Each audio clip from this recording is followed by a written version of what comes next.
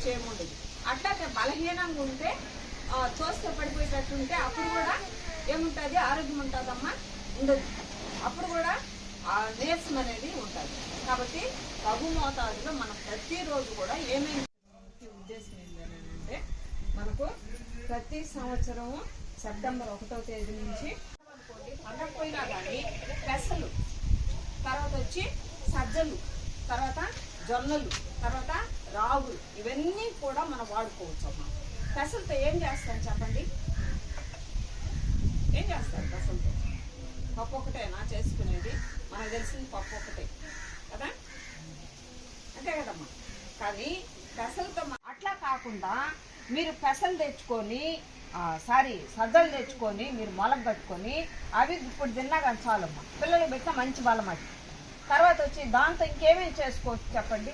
సజ్జలతో పౌష్టికాహార ఆరోగ్యంలో భాగంగా మనం ఇక్కడ ఈ తుమ్మగుర్తి ఎస్టీ సెంటర్లో మనం పౌష్టికాహార మాసోత్సవం అనేది జరపడం జరుగుతుంది. దీనిలో ముందు ముఖ్యంగా తక్కువ ఖర్చుతో మనకు ఉన్నటువంటి పోషకాలు ఏటీలు అయితే ఉంటాయి వాటిని తీసుకున్నందువల్ల మన దగ్గర ప్రజలు ఆరోగ్యంగా ఉంటారనే ఉద్దేశంతో ఈ పోషకాహార మాసోత్సవం అనే కార్యక్రమం జరపడం జరుగుతుంది. దానిలో భాగంగా మనం తక్కువ ఖర్చుతో దొరికేటివి అంటే సజ్జలు, పెసలు, రాగులు, తర్వాత జొన్నలు, ఇవన్నీ కూడా తీసుకున్నప్పుడు మంచిగా ఆరోగ్యంగా ఉంటారమ్మా. వాటితో పాటుగా ఏంటంటే ఆకుకూరలు, పొన్నగంటి కూర, తర్వాత వచ్చి మునగాకు, ఇట్లా చిన్న చిన్న మనకు అందుబాటులో దొరికేటివి వాటిని కూడా ఆకుకూరలు తీసుకున్నప్పుడు కూడా ఆరోగ్యంగా ఉండడం జరుగుతుంది. వాటితో పాటుగా మనకేంటంటే పాలు, గుడ్డు కూడా వాటిల్లో ఏ విటమిన్, తర్వాత వచ్చి కాల్షియం అనేటివి ఉంటాయమ్మా. పిల్లలకు కళ్ళు బాగా కనపడతాయి. దాంతో పాటుగా ఏంటంటే ఎముకలు పుష్టికరంగా ఎదుగుతాయి.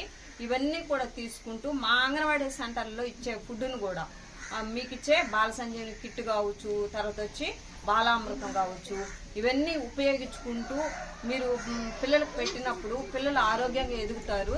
తర్వాత వచ్చి మీరు కూడా ఆరోగ్యంగా ఉంటారు. కాబట్టి వీటన్నిటిని సద్వినియోగపరచుకోవాలని, వాటిని వాడుకొని మీరు మీ కుటుంబాలు ఆరోగ్యకరంగా ఉండాలని కోరుకుంటున్నాను.